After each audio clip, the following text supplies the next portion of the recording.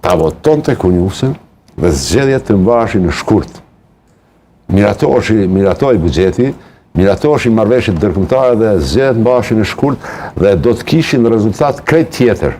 Nuk do të kishte vetëvendosja 51%.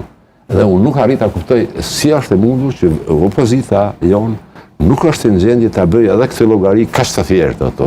Kjo nuk ka diçka që do t'i konvenonte, konsideroni ju. Nuk duhet dije, as shkallësi, as është thjesht matematikë shumë e thjeshtë. Nuk e kanë bërë. E kanë leju, praktikisht ja kanë dhuru fitoren prej 51% zotit Kurti, me atë refuzim të votimit të zotit Kunjusa president. Edhe tani më duken konfuz dhe pa ide të qartë se çfarë duan. Është evidente që zoti Kurti nuk do t'u avotoj një kandidat tyre.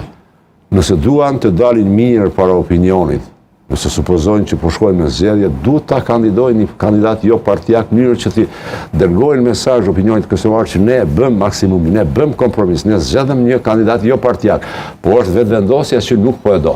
Këtë nuk po e bëjnë.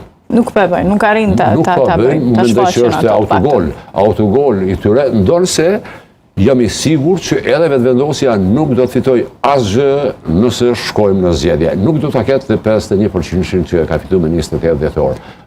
A ndron matematikën e rezultatit Garimi Vjosa Osmanit në zgjedhjet e ardhshme? Tani kjo pyetje për $1 milion, sepse thjesht tash më dihet që kemi një aktor 3